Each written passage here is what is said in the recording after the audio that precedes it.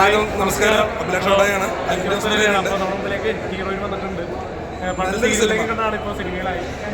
മമ്മൂക്കാരുടെ cinema കണ്ടോ? മമ്മൂക്കാരുടെ പടം കണ്ടോ? മമ്മൂക്കട മാസ്റ്റർ പീസിലുണ്ടായിരുന്നു. ഗംഭീരമായിട്ട് ചെയ്തു.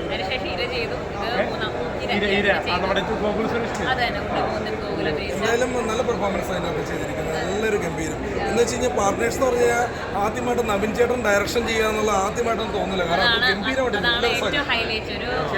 ശരിക്കും പറഞ്ഞാൽ നവീചനെ പറ്റി പറയുകയാണെങ്കിൽ സ്ക്രിപ്റ്റിംഗ് ആണ് ഇരയിൽ ചെയ്തിരിക്കുന്നത്. അദ്ദേഹം വേറൊരു മൂവിയിലും അസോസിയേറ്റ് ഒന്നും വർക്ക് ചെയ്യാണ്ട് ഒരു ടാലന്റിൽ തന്നെ അദ്ദേഹം കയറി വന്നിട്ടുള്ള ഒരാൾ തന്നെയാണ്. ഇതിനകത്ത് കൂടാണ്ട് എന്ന് പറഞ്ഞു കഴിഞ്ഞാൽ ഇതിനകത്ത് നമ്മുടെ പ്രൊഡ്യൂസറുടെ ദിനേശ് അദ്ദേഹം ഇതിന് മുൻപ് നിങ്ങൾ കണ്ടിട്ടുണ്ട്. ഇപ്പൊ ടർബോയിലൊക്കെ അദ്ദേഹത്തിന്റെ സീനൊക്കെ കയ്യടി ചെയ്തായിരുന്നു തിയേറ്ററിൽ. നല്ലൊരു കോമഡി ആണെങ്കിലും ഒരു ടാലന്റ് ഉള്ള ഒരു ആർട്ടിസ്റ്റ് തന്നെയാണ്.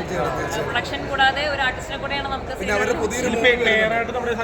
സഞ്ജുചേട്ടനെ പറ്റി പറയുകയാണെങ്കിൽ സഞ്ജുചേട്ടൻ ഓൾറെഡി ഒരു എസ്റ്റാബ്ലിഷ്ഡ് ആർട്ടിസ്റ്റാണ്. നമുക്ക് തന്നെ അറിയാം റോഷാക്കിലൊക്കെ പെർഫോമൻസും അദ്ദേഹത്തിന്റെ എന്താ പറയാ നീക്കോ ഞാച്ചാ മുതലുള്ള ഒരു കഥാപാത്രങ്ങൾ നോക്കി കഴിഞ്ഞാൽ ഇത് അതെ ഇതിൽ ശരിക്കും സഞ്ജുചേട്ടൻ റിയൽ ലൈഫിൽ ഒരു ബാങ്ക് ജോലി ഒരു എംപ്ലോയി ആയിരുന്നു അദ്ദേഹം നേരത്തെ. അദ്ദേഹത്തിന് തന്നെ ഇന്റർവ്യൂസിൽ പറഞ്ഞിട്ടുണ്ട്. കാര്യം പറഞ്ഞാൽ ഇത് വളരെ റിലേറ്റ് ചെയ്യാൻ പറ്റുന്ന ഒരു ക്യാരക്ടർ ആയിരുന്നു. പക്ഷെ എങ്കിലും ബോഡി ലാംഗ്വേജ് കൊണ്ടും എല്ലാം കൊണ്ടും അദ്ദേഹം നന്നായി തന്നെ പെർഫോം ചെയ്തിട്ടുണ്ട്.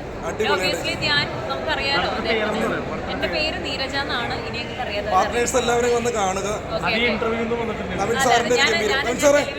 ഒരു മിനിറ്റ് വരുമോ? നമ്മുടെ സംവിധായകൻ ഒരു മിനിറ്റ് നമ്മുടെ സംവിധായകൻ സാറേ അഭിനന്ദനങ്ങൾ എന്ന് പറയാൻ ഗംഭീരമായി ഗംഭീര കാര്യം. അടിപൊളി സിനിമ നമ്മളെല്ലാവരും കണ്ടു. സിനിമകളുണ്ടാവണം. രണ്ട് വാക്ക് ഞങ്ങള് പെരേര അഭിലാഷോടെ ഞങ്ങൾ എന്തായാലും നല്ല ഈ കുട്ടിയൊക്കെ നന്നായിട്ട് പെർഫോമൻസ് ചെയ്തു. സാറിന് ഇരയിലൊക്കെ ഉണ്ടായിരുന്നു സാർ. ഇരയിലൊക്കെ വർക്ക് ചെയ്തായിരുന്നു.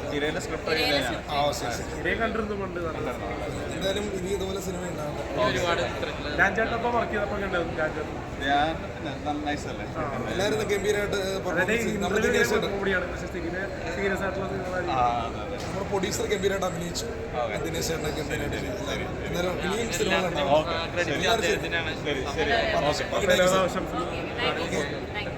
ഇനിയും കാണണം.